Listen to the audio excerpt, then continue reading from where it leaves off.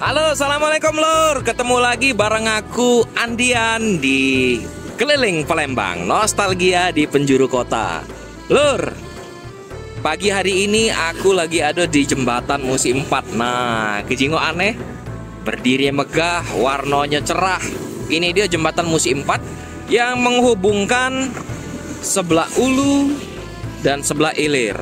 Nah, untuk sebelah Ilir itu tembusnya ke arah Pasar Kuto. Kalau ke sini ini bisa tembus ke Tujuh Ulu, kalau ke kiri itu bisa ke perkuburan Telaga Swida.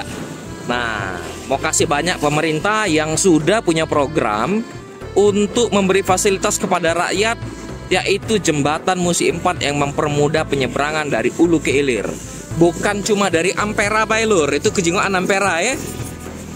Jadi Ampera ini memang ikonik, tapi seiring bertumbuhnya traffic atau jumlah lalu lintas yang ada di Palembang, jumlah mobil, jumlah motor, kayaknya memang sudah harus punya jembatan-jembatan lain. Akhirnya muncullah jembatan Musi 4, terus ada jembatan Musi 6 juga. Jembatan Musi 6 di sebelah sana lagi ya.